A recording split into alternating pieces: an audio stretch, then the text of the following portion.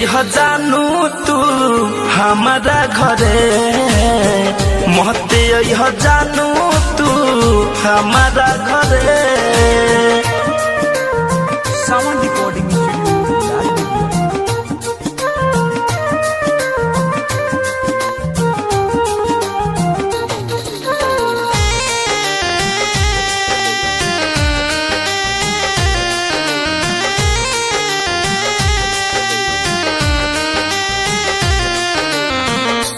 के वाला पीक पकारा गइल बाटे हला भइल घर में राते माइला गल डाटे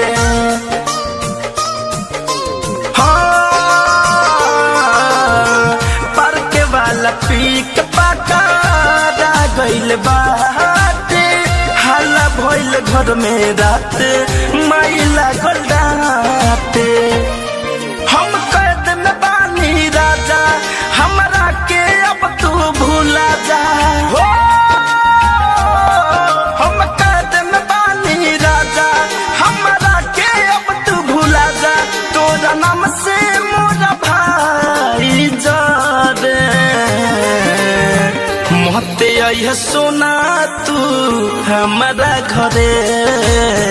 मोहते आई राजा तू हमारा घरे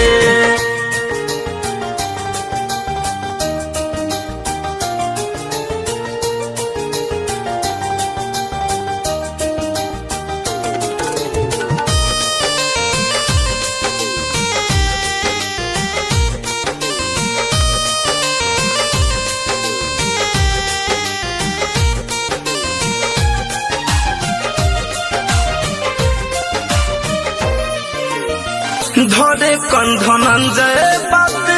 सुन महेश हो लगता कि अब तुझसे होई ना मिलन हो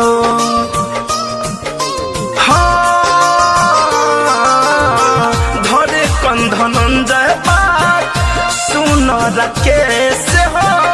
लगता कि अब तुझसे होई ना मिलन हो सुन के दिल घबराता शादी ला दुल्हा खो जाता सुन के दिल घबराता